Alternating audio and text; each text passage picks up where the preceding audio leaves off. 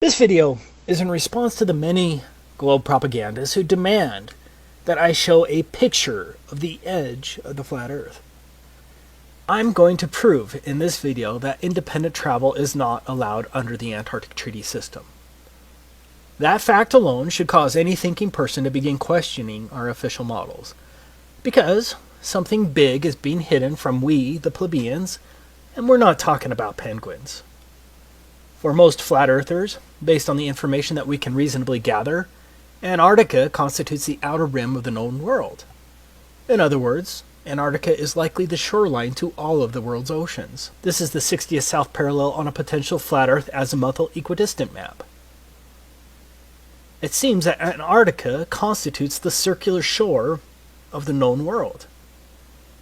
So, demanding that I take a picture of a possible edge of the Earth, if any, requires me to not only travel below the 60th south parallel, represented by this circle, but also to cross the entire breadth of Antarctica.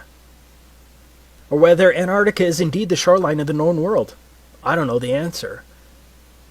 Flat earthers don't have a government budget to spend $1 billion to hire hundreds of cartographers and fleets of boats and planes to map the entire world. But even if flat earthers had the money, we would still run into the Antarctic problem, which is the point of this video. So, what is the Antarctic problem?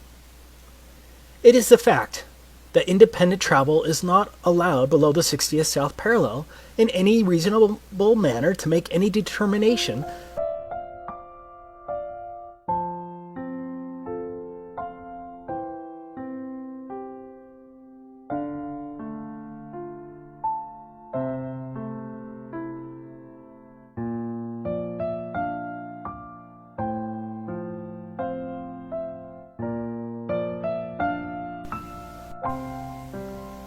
But, as I will describe in this video, I suspect that Antarctica is the shoreline, circumscribing the known world, due to the unbelievable restrictions placed on travel there.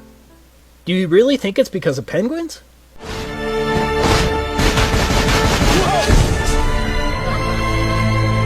The Antarctic Treaty was executed in 1959 and has been in place ever since.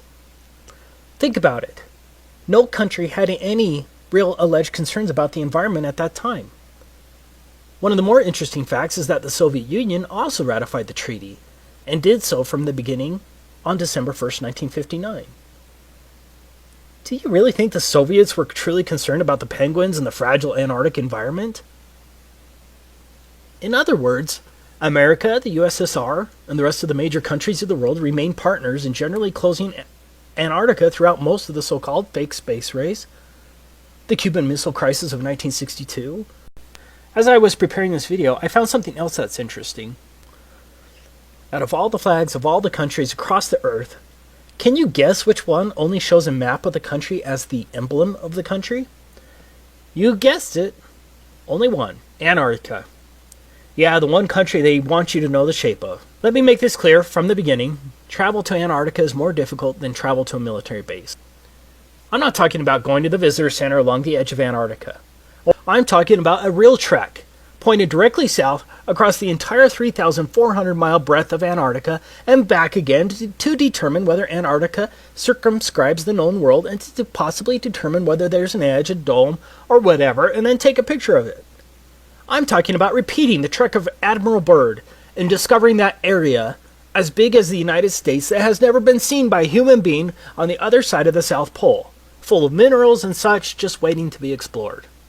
But strangely enough, there is left in the world today an area as big as the United States that's never been seen by a human being. And that's beyond the pole on the other side of the South Pole from Middle America.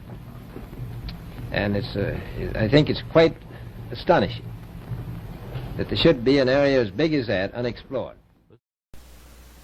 Okay, let's get started with our theoretical trip. So what is required to trek across the entire breadth of Antarctica? Now, I'm in the United States, and so we're going to examine it from the position of a slave of the U.S. But the rules are going to be the same for all 53 signatory countries of the Antarctic Treaty, and everyone else, since these countries all enforce the same provisions. To begin with, we need to understand that anything below the 60th south parallel is referred to as the Antarctic Treaty Area. What does that mean? That means I'm generally not allowed within hundreds of miles of Antarctica, from approximately 400 to 900 miles, without obtaining a permit to do so. Now, the U.S. government has recorded that some sailors have seen the mountain ranges of Antarctica at 300 miles distance while sailing.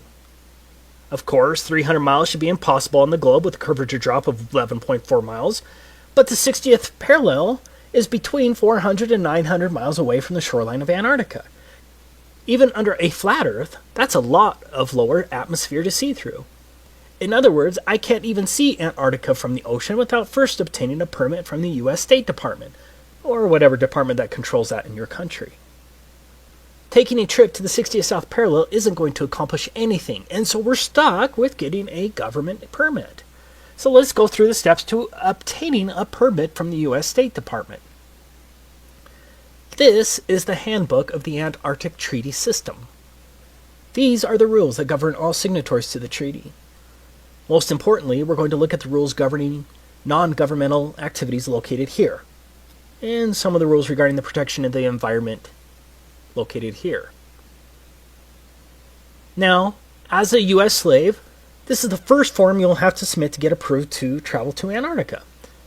The form itself seems rather innocuous until you understand exactly what is involved in the application process. In summary, Antarctica is treated as a giant natural reserve. Like a military base, all activities and pathways in Antarctica must be approved. This is unlike any other area in the world, except maybe a place like North Korea. So, when I say that no independent travel is allowed below the 60th South Parallel, I'm stating an admitted fact well recorded as international law. If you visit Russia, with a Russian visa for example, are you limited to one particular neighborhood and certain pathways? No one is just allowed to travel around Antarctica. All of your activities, vehicles, and pathways must be approved